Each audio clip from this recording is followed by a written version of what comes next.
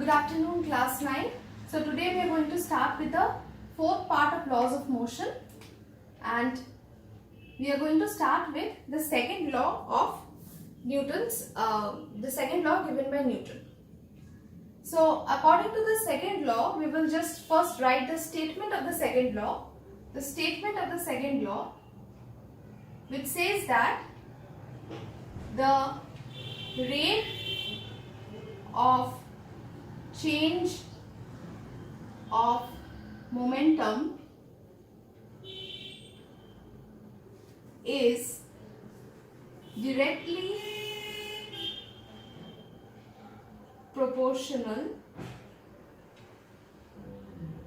to the force applied, and this change takes place in the direction of the applied force.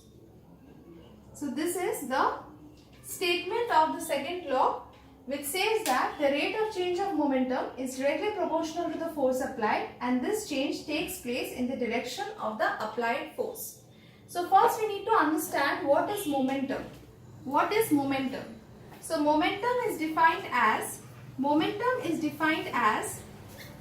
the product of mass and velocity. The product of mass and velocity of a body is defined as momentum. Alright, so momentum is a vector quantity. It is the mass of the body multiplied with the velocity of the body. So what will be the SI unit of momentum? The SI unit of momentum is the SI unit of mass multiplied by the SI unit of velocity. SI unit of mass is kg and velocity is meter per second. So it is kg meter per second. So what Newton's law tells us is that the rate of change of momentum is directly proportional to the force applied, and this change takes place in the direction of the applied force. This we can also write as m into v.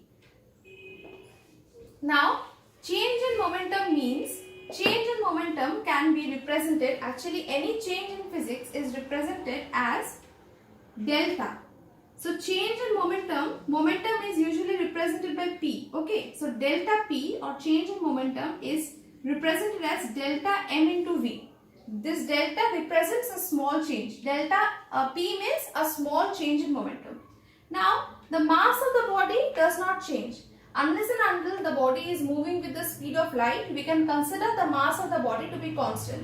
So mass of the body remains the same. So this will not have delta in front of it because it is not changing. Only the velocity of the body is changing. So we can write it as m delta v. Okay, so this is the change in velocity. Now let us look at the mathematical aspect of this law. Suppose a body of mass m is initially moving with velocity u, and after time t, its velocity changes to v. So from u, the velocity becomes v in time t. Right. So what is the initial momentum of the body? The initial momentum of the body is m into u, mass into initial velocity. The final momentum of the body is m into v, mass into final velocity. So what is the change in momentum? Change in momentum is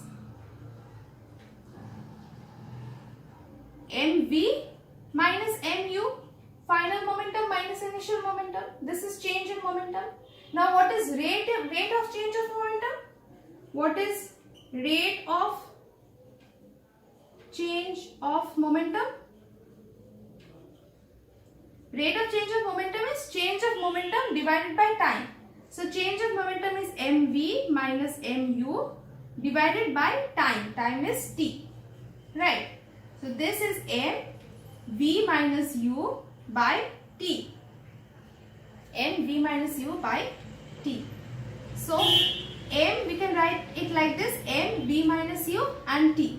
Now you have studied in laws of motion that acceleration of a body can be expressed as the change in velocity by time, that is v minus u by t. So this v minus u by t, that is actually the acceleration of the body. So m into a. So in place of v minus u by t, I am just writing a because change in velocity divided by time, that is acceleration. So rate of change of momentum is m into a. And according to Newton's law, this rate of change of momentum is directly proportional to the force applied.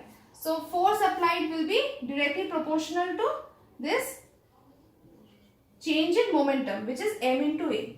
And if we remove the proportionality sign, we can write F is equal to k into m into a. Now this k has been found to be 1, experimentally it has been found to be 1. So in place of this, we can just write F is equal to m into a. This is the mathematical expression of Newton's second law. Okay. So Newton's first law gives us a theoretical aspect of force. Newton's first law gives us the theoretical aspect of the or the concept of force, and Newton's second law is what actually gives us how to calculate the force, how we can quantitatively calculate the force. So this is Newton's the mathematical expression for Newton's second law of motion. Now in this video we will do up till this. In the next video we will see how this law can be verified, and we will continue with the rest of the chapter.